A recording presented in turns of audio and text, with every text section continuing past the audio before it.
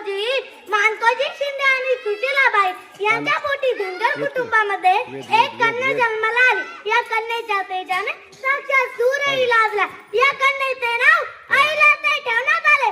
ही तीच महिला जिने सत्याचा मंत्र वापरून विकासाचा तंत्र हिंदुस्थानाच्या मातीत राबवला. ही तीच अहिल्या जिने चूल आणि समाज व्यवस्थापनेला झुंजार. एका हातामध्ये शस्त्र आणि दुसऱ्या हातामध्ये शास्त्र. तब्बल 29 वर्ष राज्यकारभार चालवला. अहिल्याबाईंना लहानपणापासून तलवार चालवणे, युद्ध लढणे व भाला फेकणे या गोष्टींचे शिक्षण दिले जात होते. हीच होती त्यांच्या व्यक्तिमत्व विकासाची सुरुवात. वयाच्या 8व्या वर्षी शूर पराक्रमी सरदार मल्हारराव होळकरांचे पुत्र खंडेरावांशी त्यांचा विवाह झाला.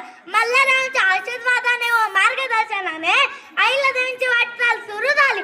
अहिल्यादेवीच्या जीवनात सर्वात जास्त योगदान कोणाचे असते तर ते त्यांचे सासरे मल्हारराव. मल्हारराव म्हणजे पराक्रमी, मल्हारराव म्हणजे विश्वास, मल्हारराव म्हणजे अहिल्यादेवींच्या पाठीवरती आयुष्यभर पडत असलेली कौतुकाची साप. मल्हाररावांनी आपल्या 8 वर्षाच्या सुनेला शिकवलं युद्ध कसं लढायचं. युद्ध रणांगणामध्ये सुरू होता. तोफांचा भयानक आवाज होता. त्याला निधाडा छातीने सामोरे कसे जायचे हे देखील शिकवले. अहिल्याबाईंचे पती हे देखील एक पराक्रमी योद्धा होते. 1754 मध्ये कुबेरांच्या लढाईत त्याला वीर मरण आले. त्या काही नवऱ्या मेल्यानंतर स्त्रीला सती जाण्याची प्रथा होती. परंतु मल्हाररावांच्या सांगण्यावरून अहिल्यादेवी सती गेल्या नाही. ही सती जाण्याची अनिष्ट परंपरा होती ती त्यांनी बंद केली. अहिल्याबाईंच्या हयातीत नवरा, मुलगा, जावई, सासरे यांचे निधन झाले. राज्यकारभार पाहण्यासाठी कोणीही पुरुष उरला नाही. अशा वेळी एकट्या अहिल्यादेवीने राज्यकारभार पाहण्याचा निर्णय घेतला. या संधीचा फायदा घेत राघोबा पेशवे आपली 50,000ची फौज घेऊन अहिल्यादेवीच्या राज्यावर चालून आले. परंतु अहिल्यादेवीची दृढ दृष्टी बघा ना. त्यांनी आपल्या राज्यातील महिलांना तलवार चालवणे, युद्ध लढणे व भाला फेकणे या गोष्टींचे शिक्षण तलवार चालवणे व इतर युद्ध कला शिकवल्या. संपूर्ण भारतातील पहिली महिलांची फौज तयार करणाऱ्या अहिल्यादेवी होळकरच होत्या. परंतु तलवार हातात घेऊन चालत नाही.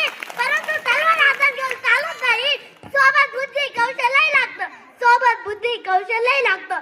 म्हणून त्यांनी राघोबा पेशवेंना पत्र लिहिले. मी एकटे आहे, मी अबला आहे असं समजू नको. जेव्हा तलवार खांद्यावर टाकून उभी राहील ना तेव्हा प्रचंड जड जाईल तुम्हाला. मी हरले तर मला कोणी नावे ठेवणार नाही. जर तुम्ही हरला तर जग तुम्हाला नावे ठेवतील की तुम्ही एका महिलेकडून हरला. राघोबा पेशव्यांनी माघार पत्करली. शत्रूला रणांगणामध्ये पराभूत करायच्या आधी मनात पराभूत करायचे असते. कारण मनात पराभूत झालेला शत्रू रणांगणामध्ये उभाच राहू शकत नाही. हेच मानवशास्त्र त्यांना अवगत होते. हाच इतिहास होता अहिल्यादेवीच्या पराक्रमाचा. हाच इतिहास होता अहिल्यादेवीच्या राजकीय आणि सामाजिक कार्याचा. आणि हेच ते तेजस्वी रत्न 1395 मध्ये अनंतात विलीन झाले. होय मी तीच अहिल्या बोलत आहे. होय मी तीच अहिल्या बोलत आहे. अभिमान वाटावा या स्त्री जातीला. अभिमान वाटावा या स्त्री जातीला की मी नारी म्हणून जन्म घेतला. कर्तृत्व